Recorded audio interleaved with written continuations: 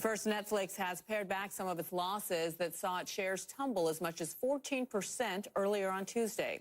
Stock of the streaming giant finished 5% lower after the close of trade on Monday. It said its subscriber numbers rose in the latest quarter, but not as much as investors had hoped.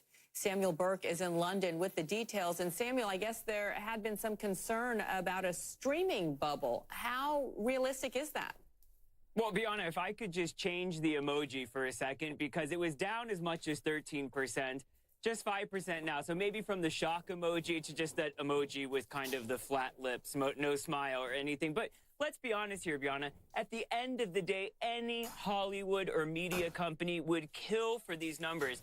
They added 5 million more new paying subscribers.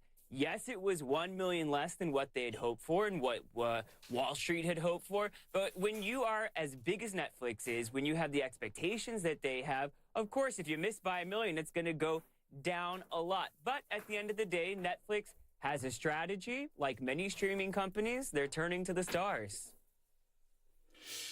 Please welcome home President Barack Obama and First Lady Michelle Obama. They were once best friends forever. Now the battle of the O's has begun. Obama and Oprah have signed multi-year deals in the hottest corner in content, streaming. We answer with one voice. Yes, we can. The ex-president is producing shows for Netflix. And now I'm thinking, oh. And the woman who's pondered the presidency will jumpstart Apple's Hush Hush streaming project. It's clearly like this tech battle of the titans trying to get big names attached to their projects. Streaming companies are signing up stars at a furious pace in their bid to hang on to a still growing subscription base. I think we should break up. What? Actress Reese Witherspoon was the jilted girlfriend in Legally Blonde. Now she's legally committed to DirecTV, where she'll launch 2 unscripted shows and an on-demand channel. AT&T is the parent company of DirecTV and CNN. It's nice. Sacha Baron Cohen, the brains behind Borat and Ali G, is heading to Showtime. Good luck, man. The Taxi Driver dream team of Scorsese and De Niro Talking to me? Well, I'm the only one here. are on board for Netflix film The Irishman. And David Letterman I'm not as dumb as I look. How could you be? has an interview show deal with Netflix.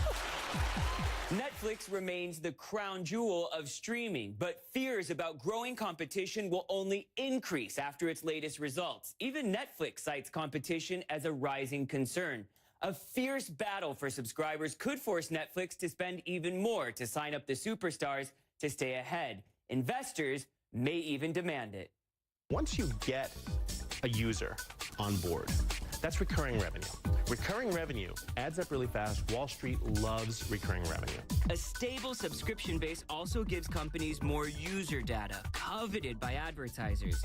Where are we going with all this? We're going to a place where 24 hours a day, there's going to be brand new content for us to watch. As they say, content is king. And long live Queen Elizabeth. And many times, queen.